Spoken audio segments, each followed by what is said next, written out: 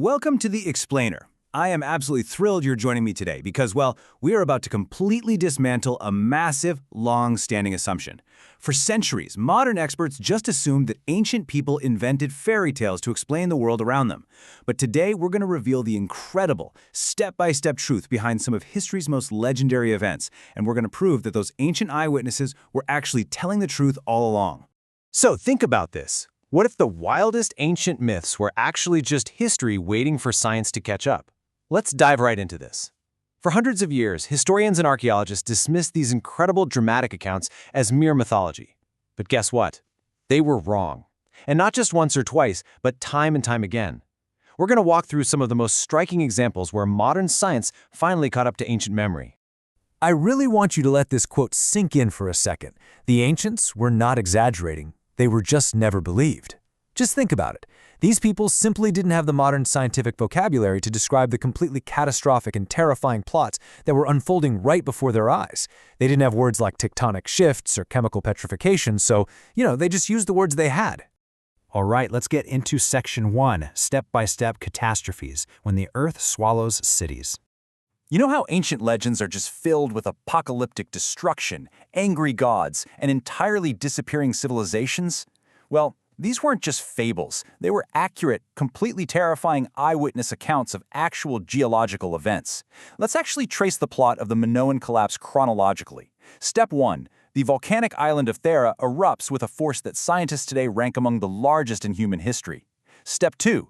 The explosion is so unfathomably massive that the island's entire center literally collapses into the sea. And Step 3. This sudden collapse generates a devastating wall of water, a massive tsunami that strikes the Minoan coastal cities about 110 kilometers away on Crete. In a flash, a dominant seafaring civilization is practically wiped out. The ancient Greeks remembered this cataclysm in their legends simply as fire from the earth.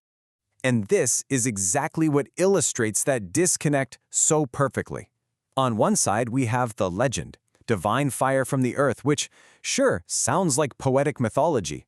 But on the other side, we have the hard, undeniable science, Thera's volcanic eruption and that resulting tsunami. It wasn't some exaggerated myth about the wrath of the gods. It was a factual geological record of a civilization falling within a single generation.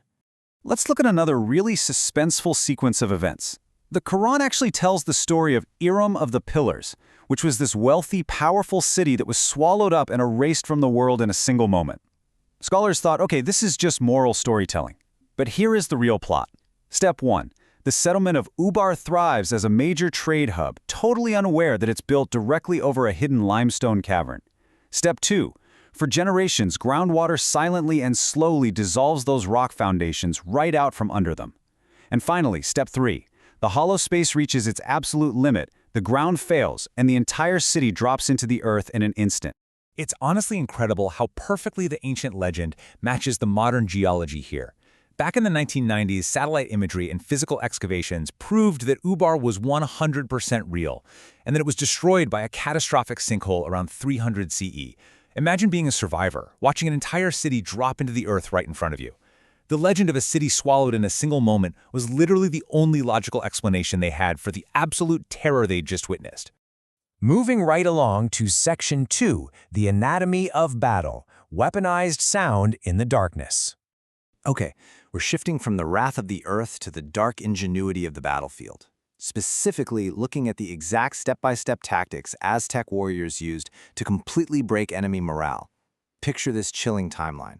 Step 1, hundreds of Aztec warriors are marching toward their enemy in the pitch black, right before dawn. Step 2, as they close in, these warriors all simultaneously blow into these small, clay, skull-shaped objects. And finally, Step 3. The enemy hears this noise, which is not music, by the way, but a sound so incredibly close to a massive chorus of human screams that the human brain instantly bypasses all logic and just processes it as sheer, approaching death.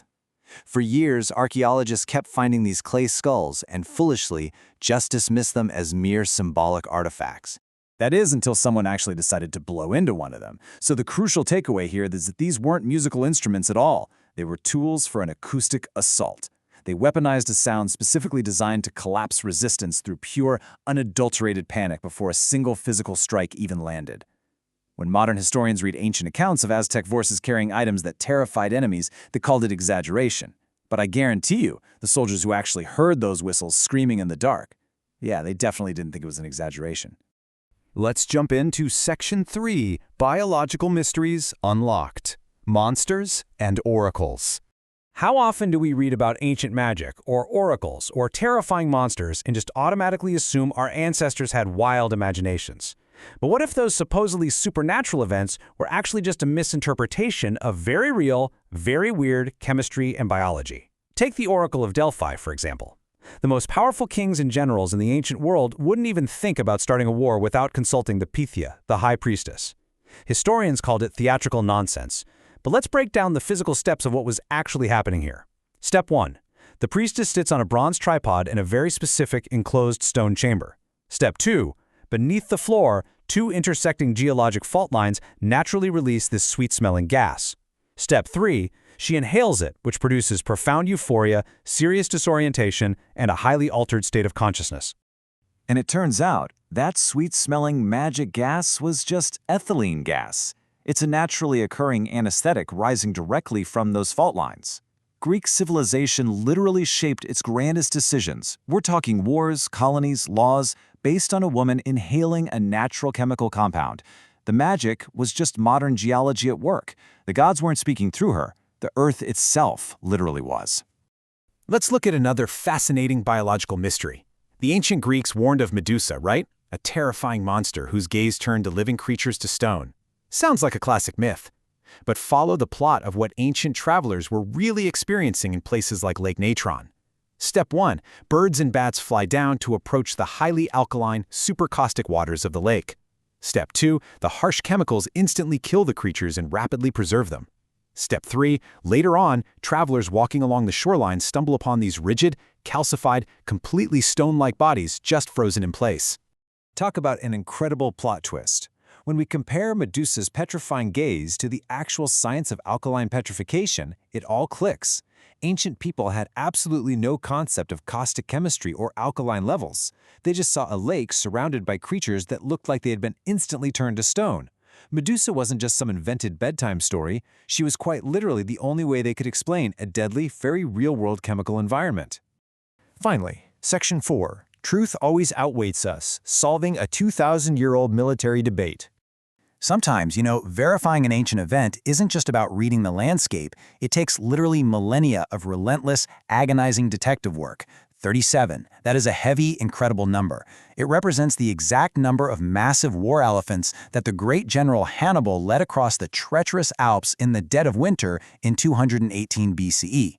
He did this alongside 60,000 soldiers and 15,000 horses.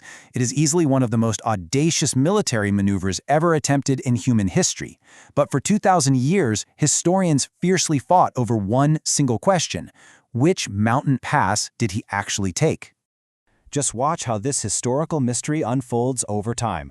Back in 218 BCE, Hannibal somehow pulls off the impossible. Over the next 1,000 years, up to 1000 CE, and actually straight through to the year 2000, scholars, academics, and historians are just arguing fruitlessly without a single shred of physical evidence. Entire careers were built on theories that went absolutely nowhere. And then, in the present day, scientists finally cracked the case. Not with satellite imagery, not with ground-penetrating radar, but by discovering ancient microbial animal dung at a specific pass called the Col de la Traversette. This massive debate was finally settled in a way that is frankly hilarious, but entirely factual. When researchers finally found physical evidence, they uncovered massive alpine deposits of churned soil and preserved organic material. But the absolute smoking gun, a microbial marker. They found extraordinary concentrations of Clostridia bacteria. These are organisms specifically found in the intestines of large mammals. Look, you just can't march 37 elephants and thousands of horses over a mountain without leaving a mark. It just took 2 millennia for experts to literally look down at the dirt and find the ancient excrement that proved the original text right all along. Which brings us to a really poignant realization. Everyone survived anyway, because ordinary people kept the story long after the experts stopped listening. This is really the ultimate takeaway of our explainer today. Truth has this remarkable, stubborn ability to outweigh the credentials of skeptics. The people who saw entire cities swallowed up, who heard those screaming whistles in the dark, who found those petrified birds on the shore. They knew what they saw, and they kept the memory alive by telling the story generation after generation. So, I'll leave you with this final thought today. Which of these ancient legends hit you the hardest? Was it the Aztec acoustic assault, the Medusa chemistry, or Hannibal's literal trail of elephants? And even more importantly, what ancient myth that we completely scoff at today might science finally confirm tomorrow? Thank you so much for walking through this explainer with me. Stay curious, keep questioning the impossible.